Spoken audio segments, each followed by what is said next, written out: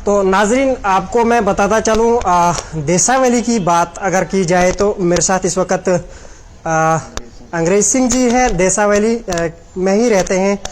इनसे ही जानने की कोशिश करेंगे कि देसा वैली की तरफ से जिस तरह से आपको पिछले लाइव में देसा एनसी ब्लॉक प्रेसिडेंट ने कहा, दावा किया कि ना ही रोड, ना ही बिजली, ना ही पानी, और इस वक्त मेरे साथ यहाँ पे देसा के नाम जानने की कोशिश करेंगे। अंग्रेज सिंह जो है इस वक्त मेरे साथ खुसूसी बातचीत करने के लिए, ना ही इनका किसी पॉलिटिकल पार्टी से ताल्लुक है और ना ही किसी राजनीतिक किसी लीडर के साथ। चलिए इनसे ही जानने की कोशिश करेंगे कि देसा वैली के बारे में। सबसे पहले सर, हम आपका वेलकम करते हैं अपने वीएम न्यूज़ 24x7 में। वेलकम जनाब, वेलकम, थैंक यू। जो आप आज जो मतलब एक मैं आम इंसान हूँ, आप मतलब आम इंसान की बात सुनने के लिए आप आए, मुझे मिले और मैंने आपको बताया कि मैंने देसा के बारे में बात करनी है। बहुत शुक्रिया। थोड़ा सा बताइए सर हमारे व्यूवर्स तक और इस वक्त जो भी लोग देख रहे हैं, क्योंकि देसा की बात कहीं पिछले महीनों से देसा की अगर बात करेंगे तो कहीं पिछले सालों से, कहीं अरसों से, जहाँ तक के हालांकि मैंने आपको पहले भी दिखाया है, ब्लॉक प्रेसिडेंट देसा ने जो बताया कि कोई बुनियादी सहूलियत नहीं है, एक पॉलिटिकल नहीं है, पॉलिटिकल से कोई ताल्लुक नहीं है इनका। थोड़ा सा आप स्टार्ट करें सर, क्या कमियां हैं देसा में और कितनी पार्टियां आई हैं, कितनी डेवलपमेंट हुई है? चाहे अगर हम बात करेंगे एनसी की, बीजेपी की, हाल बीजेपी सरकार चल रही है, आपको क्या लग रहा है किस तरह की डेवलपमेंट हुई है और आपके साथ क्या क्या हुआ है? देखो, जो मेरा अपना एक्सपीरियंस है, मेरी उम्र कम से कम 30 साल है। 30 साल का जो एक्सपीरियंस है मेरा, मैं वो आपको बताऊंगा। नहीं किसी पार्टी की से हूँ मैं, नहीं किसी चीज से हूँ मैं, मतलब एक आम इंसान और आम बात करूंगा। सबसे पहले मैंने अपनी उम्र में बीजेपी सरकार देखी, बाली भगत जी आए, उन्होंने हमारे देसा के लिए 1% मतलब 1% काम नहीं किया। वो कहीं आते थे, साइड से गेही पहुंचते थे, गेही से होके सीधा डोडा जाते थे और उसके बाद रामबन चले जाते थे। हमारे बारे में उन्होंने 1% भी काम नहीं किया। उसके बाद आए डॉक्टर चिमनलाल जी, डॉक्टर चिमनलाल जी आए, उन्होंने भी हमारे देसा के लिए मतलब 0% काम कुछ नहीं किया। जो काम किया नॉर्मल छोटे मोटे स्कूल अपग्रेड करवाए, कुछ करवाया, वो तो हमारे पास जीरो के काबिल है, क्योंकि जब वहां पे कोई स्टाफ नहीं है, कुछ नहीं, तो हमारे उन चीजों को क्या करना हमने। उसके बाद अशोक जी आए, अशोक जी ने तो बिल्कुल देसा के लिए बिल्कुल जीरो किया, उन्होंने भी जीरो किया। उसके बाद फिर बीजेपी की सरकार आए, नीलम लेंगे जी आए, नीलम लेंगे जी आए, उन्होंने तो देखो आज न्यू जनरेशन चल रही है, नया दौर चल रहा था, तो इस दौर में उन्होंने बिल्कुल 0% काम देसा के लिए किया। मैं सब पार्टियों को यही बोलना चाहता हूं कि यार देसा के लिए क्यों बोलते, कोई बोलता है एनसी अच्छी है, कोई बोलता है बीजेपी अच्छी है, कोई बोलता है पीडीपी अच्छी है, कोई बोलता है कांग्रेस अच्छी है। मैं सबको एक बात बोलना चाहता हूं कि इस लिहाज से अच्छी है। यानी कि 6 साल का मैं था, मैं आया था डोडा में अपने माँ बाप के साथ, मैं आया था डोडा में आया था, यानी कि भागुआ से थोड़ा पीछे वहां तक रोड थी उस वक्त, वहां से देसा तक आज तकरीबन 10 किलोमीटर रोड बनी है। 26 साल में क्या 10 किलोमीटर रोड बननी चाहिए थी? सर अगर बात करें हम बीजेपी सरकार की, बड़े बड़े दावा कर रही है बीजेपी सरकार, हम घर घर रोड पहुंचा रहे हैं, गांव गांव रोड पहुंचा रहे हैं। क्या आपको नहीं लग रहा है जिस तरह से आप देखते होंगे कि हर पंचायत में 1 करोड़ फंड्स होती है, चाहे अगर बात करें डीडीसी की, बात करें बीडीसी की, चाहे बात करें सरपंच की, क्या डेवलपमेंट नहीं हुई अभी तक? देसा डेवलपमेंट नहीं है जनाब। क्यों इस बात के लिए मुझे शर्मिंदा कर रहे हो? मैं सच बताऊंगा, हकीकत बताऊंगा। कोई इंसान भी आके मुझे पूछे, मैं सच बताऊंगा। जो बीडीसी डीडीसी पर्सन है ना, उनका पता क्या मकसद है? वो है बीजेपी के। मैं क्लियर बताऊं, बीजेपी वो क्या करते हैं, उनके जो वर्कर है वो अपने वर्करों को बोलते हैं, ये ले आपको ये डंगा 2 लाख का, ये ले आपको टंकी 2 लाख की, ये ले वो वर्क ये 1.5 लाख का। वो अपने किसको दे रहे हैं? अपने वर्करों को दे रहे हैं। उन चीजों से हमारी देसा की डेवलपमेंट थोड़ी होगी। बीडीसी जो कि मतलब जो डंगा टंकी बाथरूम देने के लिए नरेगा, एमजी नरेगा है, एमजी नरेगा का काम उधर होना चाहिए, तो वो बीडीसी डीडीसी कर रहे हैं। उनका काम था, देखो अगर हमारे पंचायत में बिजली नहीं है, वो बिजली का एक बहुत बड़ा प्लान डालते, बिजली हमें मिल सकती थी। उसके बाद पानी का डालते, जो कि हमारे पास जनाब अभी पीछे कुछ दिन पहले पीछे हमारे पास जीआर काटने आ गए। 1984 की पाइपें लगी वहां पे, मैं भी वहीं पे था। मैंने पूछा क्या मसला, बोला आप जीआर दे दो हमें। मैंने बोला किस चीज की जीआर देंगे? जब 1984 से पाइपें लगी वहां पे जनाब जो वहां पे जो वर्कर है उनके पानी के, वो बेचारे शाम को जाते लफाफा जैसा वो बांधते, सुबह वो जाके खुल जाता है। पानी हमारे पास तो है नहीं, बोलते आप 2-2 हज़ार रुपये जीआर दे दो। हम किस चीज की जीआर देंगे? देखो बीडीसी जो है, डीडीसी है, इनको प्लान में डालना चाहिए था मोटे मोटे काम जो इंसान के काम आए। सबसे पहली बात बिजली, रोड के लिए तो डालने से तो उनके पास उतनी बड़ी फंड्स नहीं, क्योंकि लोगों का तो मुआवजा ही नहीं पूरा होगा उसमें, रोड का तो नहीं डाल सकते। रोड के लिए चलो अलग डिपार्टमेंट आएगा, रोड वाला आरएनबी वाले आएंगे, वो रोड देंगे। अगर बात करें अक्सर लोगों की, हम अगर बात करें चाहे देसा के अलावा कोई भी हो, वहाँ पे तो कम्पैक्ट बजट में कई लोगों ने पैसा भी डाला और वो रोडें भी बनी।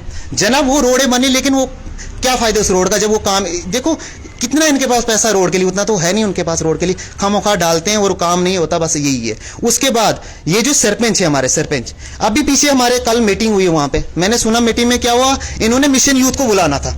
एक बंदा, मैं भी मिशन यूथ में हूं, यहां तक कि मैंने सेक्रेटरी को, वहां पे सेक्रेटरी जो है उनको मैंने फोन किया कि क्यों नहीं मिशन यूथ को बोला। उन्होंने बोला हमने एक लेटर पैड बना के डाल दिया था। मैंने बोला डाल दिया, कहां हुआ?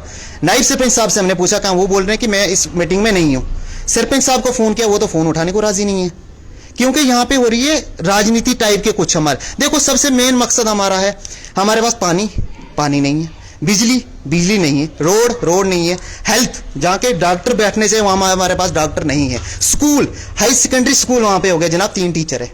अब तीन टीचरों की तो बस की बात नहीं, बच्चों को पढ़ाएंगे। अभी तक हमारे स्कूल में क्लासें नहीं चल रही है, लेकिन अब टीचरों को नहीं बोलेंगे। हमारे जब वहां पे नुमाइंदे हैं, जब नायब सरपंच है, बीडीसी डीडीसी है, ये अपने प्लान में क्यों नहीं बताते, क्यों नहीं बोलते कि यहाँ पे स्कूल चाहिए, स्कूल के लिए टीचर चाहिए, उनकी फैसिलिटी चाहिए, वहां पे पानी चाहिए, वहां पे बिजली चाहिए, वहां पे रोड चाहिए। इन चीजों के बारे में कोई नहीं बात करता, सिर्फ प्लान बनाते हैं। हाँ जी, आपको टंकी चाहिए, आपको बाथरूम चाहिए, आपको क्या चाहिए, सिर्फ अपने बंदों को ये काम देते हैं। ये सारा कुछ कौन करता है? ये सारा कुछ बीडीसी और डीडीसी जो चेयरपर्सन है ना, मेरे हिसाब से वही करते हैं। क्योंकि क्या वहाँ की पब्लिक, वहाँ पे क्या पब्लिक जागी नहीं होती? वहाँ पे पब्लिक अब जाग रही है, आज तक पब्लिक नहीं जागी थी, अब पब्लिक जाग रही है। अब यंग जनरेशन आगे आ रहा है, लेकिन यंग जनरेशन को दबाने के लिए ये सरपंच, नायब सरपंच और ये जो सेक्रेटरी वगैरह ये बैठे हैं। मैं तो क्लियर, क्या आपने वो बात कही? डीसी डोडा, एडमिनिस्ट्रेशन डोडा, डीडीसी चेयरमैन जी धुरंधर जी है, एक बड़े अच्छे आदमी है, क्या उन तक आपने नोटिस? जनाब इनके लिए पहुंचाने के लिए एक इनके वर्कर हैं। मैं तो किसी पार्टी का वर्कर नहीं हूं, मैं इनके पास तो जा नहीं सकता। इनके वर्कर क्या कर रहे हैं? कभी देखो कोई भी वर्कर आएगा मेरे सामने बोले कि हमारे बिजली के बारे में इन्होंने बात की, पानी के बारे में बात की, स्कूल के बारे में बात की और हेल्थ के बारे में बात की। इनके बारे में कोई बात नहीं की। इन्होंने सिर्फ किया कि आपको ये डंगा मिल गया, आपको ये मिल गया। इन्होंने ऐलान बहुत किए, आपको रोड देंगे, बिजली देंगे, पानी देंगे। पिछले 30 साल से मैं देख रहा हूं, अगर मैंने वहां से हाई स्कूल किया, वहां से उस स्थिति में हाई स्कूल किया कि मुझे 10th तक ग्रामर का पता ही नहीं है। उसके बाद मैंने जम्मू किया, जम्मू से मैंने MA किया, बीएड किया हुआ, लेकिन मतलब मुझे पता कि किन चीजों को मतलब क्या फेस करना पड़ा। आज तक मतलब इस चीज से हम घिरे हुए हैं। अब जब वहां के जो सरपंच नुमाइंदे जब बात नहीं करेंगे तो आम इंसान क्या करेगा? वहां के जो लीडर है, जैसे NC का लीडर आ गया, बीजेपी का लीडर इनका, देखो NC का लीडर के बच्चे डोडा में पढ़ते हैं, सरपंच जो हमारे हैं वो भी बीजेपी के हैं, उनके बच्चे डोडा में पढ़ते हैं, नायब सरपंच के बच्चे डोडा में पढ़ते हैं, लंबरदार जी के बच्चे डोडा में पढ़ते हैं। बात कौन करेगा? जो भी जितने लीडर हैं ना, मैं इनके साथ दावे से बोल रहा हूं, इनके बच्चे डोडा में जनाब पढ़ते हैं। अब हम लोगों का, मैं अपने बच्चे की अब एडमिशन करवाना चाहता हूं। मैं अभी पीछे गया, आंगनबाड़ी का मसला चल रहा है जनाब, पीछे गया, मैंने बोला मैं अपने बच्चे को एडमिशन करवानी, किस आंगनबाड़ी में कराऊं? कोई बोलता उधर का करवा, कोई बोलता इधर करवा। हमारे वार्ड में आंगनबाड़ी नहीं है, अब है वो कहीं और वर्क कर रही है। मैंने बोला कहां कराऊं? बोलता तुझे ये नजदीक पड़ेगा, इधर एडमिशन करवा।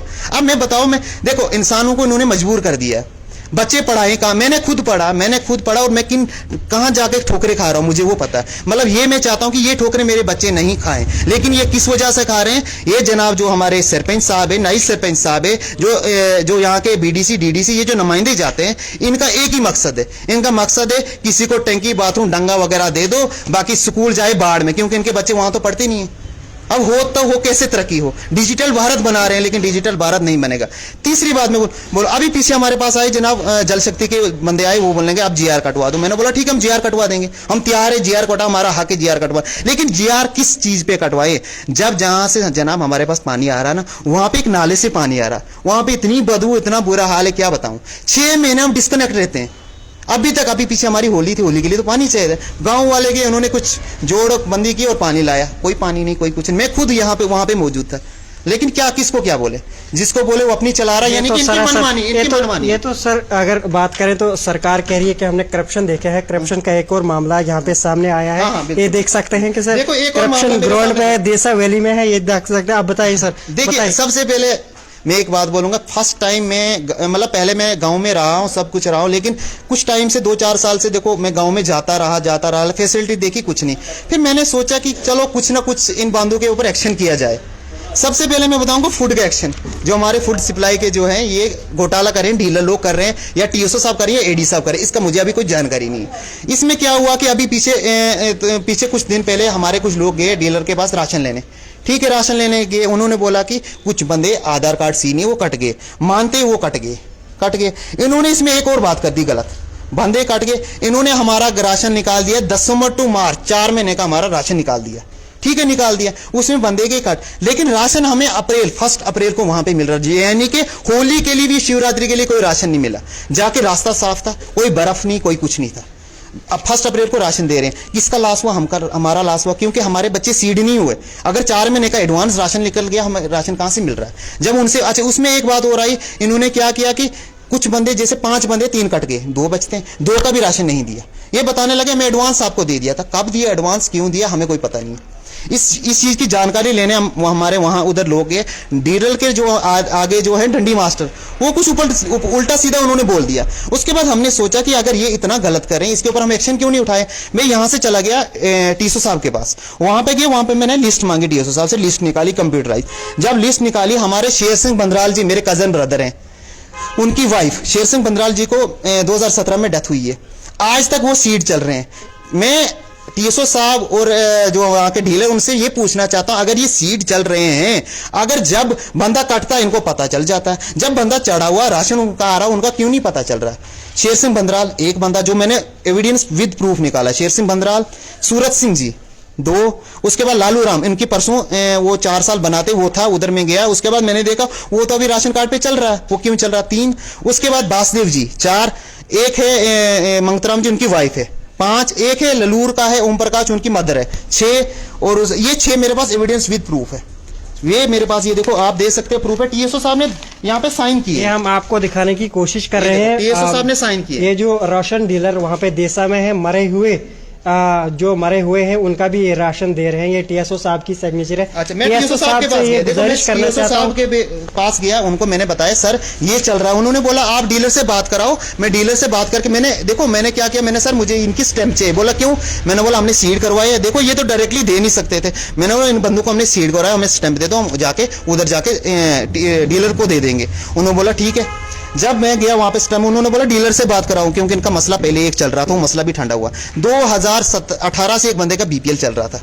अब मैं नाम नहीं लेना चाहता, उनका हो सकता कुछ बात हो गई, उनका चल रहा था बीपीएल चल रहा था, उनका बीपीएल चल रहा था, उनको बीपीएल राशन कार्ड नहीं दिएगा, उनको बोले 2000 रुपए दो, अब आगे बीपीएल आपका बनाएंगे। जब हमने पता किया उनका बीपीएल चल रहा है, एक बंदे का 2017 से बीपीएल चल रहा था, उनको बीपीएल नहीं, उनको भी 2000 भी ले लिया, लेकिन उनको किसने लिया? वो डीलर साहब ने लिया। मैं नाम नहीं लेना चाहता हूँ कौन डीलर है, क्या उनका हो सकता आपस में कंप्रोमाइज हो गया, लेकिन ये घोटाले चलते आए। उसके बाद ये जब मैं गया टीएसओ साहब के पास, मैंने जनाब हमें स्टैंप दे दो। उन्होंने बोला डीलर से बात की, डीलर को बोला क्या शेर सिंह बंदराल इनकी स्टैंप दे दो। उन्होंने बोला ये मर गया। ठीक है, मैं चुप बैठ गया। उसके बोला बासदेव जी, बोला ये भी मर गया। सूरज सिंह ये भी मर गया। उसके बाद मंगतराम जी उनकी वाइफ है, बोला ये भी मर गया, मर गई बेचारी वो भी। तो उसके बाद टीएसओ साहब मुझे ये स्टैम्प मार के नहीं देने लगे। मैंने बोला टीएसओ साहब अगर आपके रिकॉर्ड में चल रहा है, आप इसका मतलब आप खा रहे हो, अगर आप नहीं खा रहे आप स्टैम्प दे दो, इसके बारे में हम इंक्वायरी करेंगे। थोड़ा सा टीएसओ साहब का नाम बता। नहीं, टीएसओ साहब का मुझे नाम नहीं, पहली बार गया और टीएसओ साहब के पास बैठा, पहली बार गया, उन्होंने मेरे साथ अच्छा कॉपरेट, पहले तो साइन नहीं दे रहे थे, उसके बाद उन्होंने साइन स्टैम्प सब कुछ दे दिया। मैं ये एडमिनिस्ट्रेशन से, डीसी साहब से ये कहना चाहता हूँ कि अगर ये घोटाले चल रहे हैं, कोरोना में लोग दाने दाने को तरसे हैं, बिल्कुल तरसे हैं दाने दाने को, अगर उनको दाना नहीं मिल रहा, दाने की जगह ये जनाब ब्लैक में सेल कर रहे हैं। चलो लोगों की मजबूरी, परिवार पालना, सेल भी खरीदेंगे सब, लेकिन घोटाला करके क्यों सेल करेंगे? सबसे मेन मकसद है घोटाला करके सेल क्यों होगा? अगर घोटाला करें उनको, लोगों का अगर गवर्नमेंट दे रही है उनको दे दे। उसके बाद एक वीडीसी का मसला जनाब, उसका भी मैंने देखा हुआ पूरा बीडीसी का मसला। यहाँ पे टीएसओ साहब, एडी साहब ने एक नोटिफिकेशन निकाली कि जो इंसान ये है मतलब एसपीओ है, इनको जनाब ये राशन नहीं दिया जाएगा। मैंने ठीक है नहीं दिया जाएगा, अब नहीं दिया उन्होंने। उसके बाद आज तक वो रिकॉर्ड में बीपीएल चल रहे हैं। मैं एडमिनिस्ट्रेशन से ये पूछना की बात है नाजरीन, मैं आपको बताता चलूंगा, ये देख सकते हैं कि देशा की क्या हालात है। करप्शन की अगर हम बात करें, करप्शन बिल्कुल अरोज में है। भाजपा बड़ी बड़ी दावा कर रही थी करप्शन को खत्म कर रहे हैं। ये देख सकते हैं कि विद प्रूफ जो इनके पास पड़ा हुआ है, एविडेंस जो इनके पास है, अभी भी देसा वैली में मरे हुए आदमी का राशन, चाहे अगर बात करें हम, सीड निकले, मुझे नहीं पता, ये चल रहा नहीं। अगर गवर्नमेंट के पास सीड है तो इसका मुझे जवाब नहीं, ये राशन कहाँ जा रहा है? ये सवाल एक बात और मैं बात, अगर वीडीसी का यहाँ से बीपीएल चल रहा है, क्या दफ्तर से बीपीएल, अगर रिकॉर्ड में ऑनलाइन बीपीएल चल रहा है तो एपीएल तो निकल नहीं सकता। अगर इन्होंने अपने सर्कुलर में जारी, इनके पास पावर है, मैं नहीं बोल, हर एक के पावर। अगर इन्होंने अपने सर्कुलर में जारी कर दिया कि इनको एपीएल दिया जाए, क्या वहां पे जो एपीएल पैसा आया वो गवर्नमेंट ट्रेजरी में जमा हुआ? क्या इनका जो फ्री राशन गया वो सेल हुआ नहीं हुआ, वो कहां गया? इसकी डिटेल दे दो बस।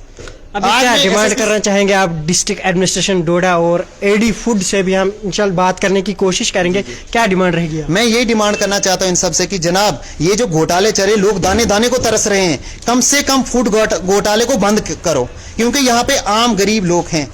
अगर आम लोगों की बात सुनोगे ऊपर वाला आपकी बात सुनेगा, लेकिन आम लोगों का मत करो। उनका भंडारा भर गया है, अब ये भंडारा फटेगा जरूर, क्योंकि पेट जब भर जाता है ना, ये तो फटता ही फटता है। एक बार ज्यादा मत खाओ, उतना खाओ जितना पचता है। इन फूड वालों ने ये कर दिया। बहुत शुक्रिया हमारे साथ बात करने। उसके बाद एक और बात मैं बोलूंगा, पानी की बात करूंगा मैं जनाब। पानी की बात ये मैं एडमिनिस्ट्रेशन से बोलना चाहता हूं कि वहां पे हमारे पास तंग करने को लोग आते हैं। वहां पे लोग आते हैं, बोलते हैं, वो लोग नहीं डिपार्टमेंट के बंदे आते हैं, बोलते हैं हमें जीआर दे दो। ठीक है, हम जीआर देने को तैयार हैं। सबसे पहले डीसी साहब को मैं ये बोलना चाहता हूं कि कम से कम आप डीसी हो, पावर में हो, आपके पास इतनी पावर अथॉरिटी है, अगर इतनी अथॉरिटी उसको यूज क्यों नहीं कर रहे हो? अगर हमें वहां पे पानी नहीं है, आज भी पानी नहीं है, आज तक पानी नहीं है, लेकिन कम से कम इस चीज की गौर करें कि उनका जीआर कैसे काटे। जब हमारे पास वहां पे कोई मतलब ये टैंकी होती है पानी का, वो एक बहुत बड़ा टैंक होता है, उसमें पानी स्टोर करते हैं, उसके बाद सप्लाई देते हैं, वो नहीं है, पाइपें नहीं है, कुछ नहीं, हम जीआर कहां से दे? उसके बाद एक और बात मैं डीसी साहब से बोलना चाहता हूं कि डीसी साहब एक बात कीजिए, वो बात ये है कि हमारे हाई सेकेंडरी स्कूल मलान में है, वहां पे सिर्फ 3 टीचर है। क्या 3 टीचरों से हाई सेकेंडरी चलती है? अगर देखो पीछे भी हमारे साथ ये होता है, आगे भी होता जाएगा। हमारे बच्चे तरक्की नहीं करेंगे, हम कहां जाके जम्मू के साथ कंपेयर करेंगे, जम्मू के साथ बच्चों के साथ कंपटीशन करेंगे, डोडा के बच्चों के साथ कंपटीशन करेंगे? इस चीज से हम बिछड़े आए और बिछड़े जाएंगे। लेकिन हम यही कहना चाहते हैं कि इन चीजों पर गौर करो। आप पावर में हो, आपको कोई कुछ नहीं कर सकता। अगर एक आम इंसान ये बात उठा सकता है, आपके पास तो पूरी अथॉरिटी है, आप इस चीज को उठाइए। टीएसओ साहब को बोल रहा है, ये उठाइए। पानी जल शक्ति जो डिपार्टमेंट है उनको बोलना चाहता हूं इस चीज पे जाके गौर करो। हेल्थ के बारे में बोलना चाहता हूं जनाब। पीछे अभी मैं गांव में गया, मुझे यहां पे चोट आई। जब चोट आई मैं बोलने लगा, मैं भैया को फोन किया, मैं डॉक्टर साहब का नंबर दो मुझे, वो इनसी से ताल्लुक रखते हैं। मैंने बोला नंबर दो। देखो ये सारे, मैं सब सच बताता हूं, बीजेपी, एनसी, कांग्रेस, ये सारे चोर है, इनसे हमारा विश्वास हट गया है। अब मैं सुनने में आया कि आम आदमी पार्टी आ रही है। सच में मुझे ये खुशी हो रही। आम आदमी पार्टी के जो मकसद है ना, वो बहुत जेन्युइन मकसद है। मैंने देखा वो तरक्की की ओर जा रही है। लेकिन मेरा भी दिल करता है कि चलो आम आदमी पार्टी आएगी, हम लीडर तो बन नहीं सकते, लेकिन जरूर अपना वोट उनको देंगे, क्योंकि आज तक पीछे से तो किसी पे विश्वास नहीं रहा। कोई बोलता मैं आपको ये रोड दूंगा, कोई बिजली दूंगा, कोई पानी दूंगा, कोई हॉस्पिटल दूंगा, कोई स्कूल दूंगा। जनाब 30 साल से मैंने वहीं से पढ़ा, सब कुछ देखा, दिया तो नहीं, अब कहां देंगे? अब इनसे एक देखो, सब लोगों का विश्वास, मतलब क्या करना चाहिए कि इनसे विश्वास हमारा हट गया, अब इन पे विश्वास नहीं करेंगे। एक आम इंसान को मौका देंगे, आम आदमी पार्टी को। आएगी, डेवलपमेंट करेगी तो ठीक है, नहीं करेगी तो, अगर इन्होंने कुछ नहीं किया तो इनके साथ हमने क्या किया, अगर वो भी नहीं करेंगे उनके साथ भी आगे देखा जाएगा। लेकिन इस बार बदलाव होना चाहिए और होगा। इस चीज से मैं दावे से कहना चाहता हूं, क्योंकि इसमें किसी पार्टी ने हमारे साथ कुछ नहीं किया। 0% वर्क। जब बिजली नहीं है जनाब, आज के जमाने में मेरे पास घर में रोड नहीं है, रोड देखो, रोड होगी तो बिजली, रोड नहीं है, उसके बिजली का नामो निशान नहीं है। हम कहां जाएंगे, किस चीज के पास जाएंगे, कहां से हमारे बच्चे बोलेंगे? उनको कंप्यूटर का पता नहीं है। पीछे क्या हुआ, स्कूल का मसला चल, ऑनलाइन क्लासें चल रही है, और जनाब हमारे पास बिजली नहीं है, वहां पे नेटवर्क नहीं है, कुछ नहीं है, तो ऑनलाइन क्लासें कहां से बच्चे पढ़ेंगे? कैसे तरक्की होगी? रिजल्ट बनते जा रहे हैं, बच्चे पास होते जा रहे हैं, और उनके पल्ले तो 0% पड़ रहा है। लेकिन उसमें नुकसान आम इंसान का नुकसान है, नहीं कि सरपंच का नुकसान है, नहीं लमरदार का नुकसान है, नहीं उसमें किसी डिपार्टमेंट का नुकसान। उनके बच्चे तो सीटियों में पढ़ रहे हैं। अब हम गरीबों के बच्चे वहां पे पढ़ रहे हैं तो उनको नजरअंदाज कर रहे हैं, कभी कुछ बोल रहे हैं, कभी कुछ बोल रहे हैं। इस चीज से महरूम है आज तक। चलिए, बहुत बहुत शुक्रिया हमारे साथ सर। शुक्रिया जनाब, आपका शुक्रिया जो आप हमारे पास आ जाए। आज ये मैंने बात रखी, लेकिन ये बात मैंने जेन्युइन रखी। अगर किसी को कुछ गलत लग रहा है वो मेरे से पर्सनली आके बात करें। अगर डीसी साहब को मैंने ये बात बोली कि इन चीजों पे इंक्वायरी होनी चाहिए, मुझे नहीं लगता इंक्वायरी, आम इंसान की इंक्वायरी होती है। मैं आपसे पूछना चाहता हूँ, होती है इंक्वायरी? क्या मैंने आज तक तो देखा नहीं इंक्वायरी होती है। मुझे लगता है एप्लीकेशन 2 इंक्वायरी होगी, तब भी मुझे नहीं लगता। लेकिन इन चीज पे मुझे विश्वास नहीं कि इंक्वायरी होगी। अगर मैं इस चीज को सच मानूंगा, अगर फूड का, पानी का, स्कूल का और एजुकेशन का और बिजली का मसला हल, आज भी मुझे लगता है रिकॉर्ड में हमारे मलान बिजली चल रही है। जनाब आप मेरे साथ देसा चलो, वो वहां पे तारों की हालत देखो, कैसे तारें बिखड़ी है, घोटाला हो गया बिजली का। जनाब ये भी घोटाला हुआ। अगर मलान तक तार बिजली की पहुंच गई, किसने पहुंचाई? अगर पहुंच के वर्क क्यों नहीं, दोबारा डैमेज हुई, रिपेयर क्यों नहीं हुई? ये तो घोटाला है सर। चलिए देसा वैली में जाके खुद ये ग्राउंड जीरो पे पता चलेगा कि क्या डेवलपमेंट होगी क्या नहीं होगी, आने वाला वक्त ही बताएगा। फिलहाल दो चीज़ों पे मैं यहाँ पे डिस्ट्रिक्ट एडमिनिस्ट्रेशन डोडा को जागना पड़ेगा। एक तो मैं फूड सप्लाई के जो एडी साहब हैं उनसे गुजारिश करना चाहूंगा कि टीएसओ साहब और डीलर साहब मिल के जिस तरह का इनने घोटाला किया है वो इस बात को देखें क्या मसला है। फिलहाल के लिए जुड़े रहे वीएम न्यूज़ 24/7 के साथ। नेक्स्ट अपडेट के लिए दीजिए इजाजत। खुदा हाफिज। धन्यवाद।